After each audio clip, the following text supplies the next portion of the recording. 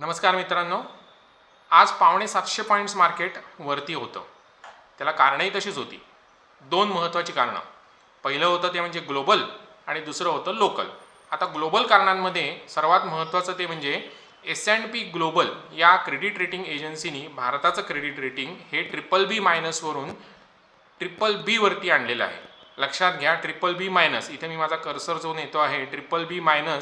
आता हे बघा, BBB- वरून BBB वरती आणलेलं आहे. आता हे किती वर्षानंतर झालंय? 18 वर्षानंतर. 18 वर्षानंतर भारताचं क्रेडिट रेटिंग बदललेलं आहे. त्यांचं म्हणणं असं आहे की आपली गव्हर्नमेंट ज्या पद्धतीने पॉलिसी मॅनेजमेंट करत आहे त्याच्यावरती त्यांचा विश्वास आहे आणि याच्यातनं GDP मध्ये सकारात्मक बदल होऊ शकतो, असं S&P ग्लोबल या क्रेडिट रेटिंग एजन्सीला वाटतंय. त्यांच्याच बरोबर दुसरी क्रेडिट रेटिंग एजन्सी आहे ती या नाहीतर पुढच्या आठवड्यामध्ये सुद्धा भारताचं क्रेडिट रेटिंग सुधारेल. ते झालं तर फायदा असा आहे की ग्लोबल लेवलवरती आपल्याला जे फंडिंग मिळतं त्याच्या इंटरेस्ट रेटमध्ये कदाचित कपात होण्याची शक्यता आहे. म्हणजे इंटरेस्ट रेट खालती जाते. ते खालती गेले तर RBI कडून जे काही इंटरेस्ट रेट मॅनेजमेंट होतं ते सुद्धा कदाचित खालती जाण्याची शक्यता आहे. म्हणजे काय होईल तर ओव्हरऑल लोन रेट खालती जाते. मग त्याचा फायदा कंपन्यांच्या प्रॉफिट मॅनेजमेंटवरती होईल.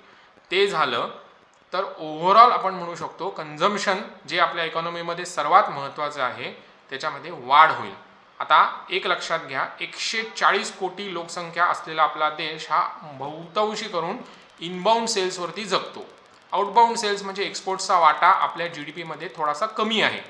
एक्झॅक्ट किती कमी आहे किंवा GDPचं ब्रेकअप किती आहे, आउटबाउंड सेल्स, इनबाउंड सेल्स, हे आपण उद्याला माहिती करून घेऊच या.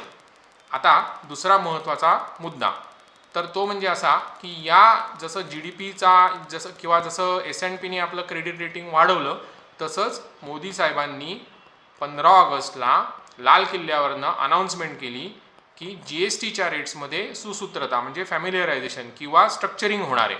आता मी तुम्हाला इथे दाखवतो की एकंदरीत GSTचे रेट्स किती आहेत बघा. 0.25, 3%, 5%, 12%, 18% आणि 28% म्हणजे 6 वेगळ्या प्रकारच्या स्लॅब्स आहेत. या स्लॅब्समध्ये काय सगळं काही आहे, वेगवेगळं चित्रविचित्र. म्हणजे काही ठिकाणी 28% सिगरेट, सिमेंट सारखी गोष्ट पण 28% आहे. 18% कॉम्प्युटरपासून हेअर ऑइलपर्यंत आहे. आंघोळ करताना तेल कमी लावायचं बरं का. जर आता 18वरनं 12 आलं तर आपल्याला फायदाच आहे. 12% आपलं पनीर, घी, प्रोसेस फूड्स, आल्मंड्स आणि पावसाळ्यामध्ये उपयोगात येणारी छत्री, हे सगळं त्या 12% आहे. तसंच 5% काय काय प्रमाण आहेत बघा. Packaged paneer, tea, coal, edible oil. म्हणजे काय, चहा जो आपण पितो त्याच्यावरती सुद्धा 5% GST आहे. म्हणजे कोणी आलं तर चहा कमीच द्यायचा. असो, गमतीचा भाग वगळता. त्याच्यानंतर 3%. 3% काय काय आहे तर मग नॅचरल पर्ल्स आणि काय वेस्ट, स्क्रॅप, प्रेशियस स्टोन्स वगैरे वगैरे.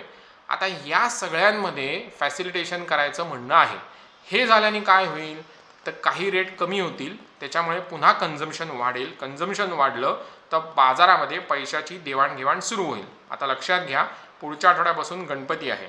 म्हणजे काय आहे तर पुन्हा सणासुदीचा हंगाम सुरू होतोय. गणपती, मग दसरा, मग नवरात्र, मग दिवाळी, या सगळ्यांमुळे बाजारामध्ये मोठ्या प्रमाणावरती उलाढाल होईल. आणि त्या दरम्यान जर का GSTचा रेट कमी झाला तर आपल्याला फायदाच आहे. तिकडे मग ट्रम्प साहेब काय करोत अथवा न करोत दॅट इज इमटेरियल.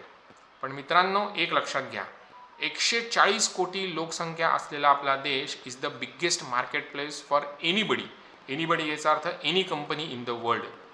त्या कंपन्यांच्या बॅलन्स शीटमध्ये जर का डॉलर्स मोठ्या प्रमाणावरती म्हणजे बॅलन्स शीटमध्ये प्रॉफिट पाहिजे असेल तर भारताव्यतिरिक्त दुसरीकडे कुठेही कोणालाही जाता येणार नाही. हे जितक्या लवकरात लवकर आपल्या सरकारला आणि बाकीच्या पॉलिसी ओनर्सला किंवा पॉलिसी मॅनेजर्सला कळेल तो आपला सुदीन. तोपर्यंत आपला पाठीचा कणा वाकलेलाच असेल. धन्यवाद.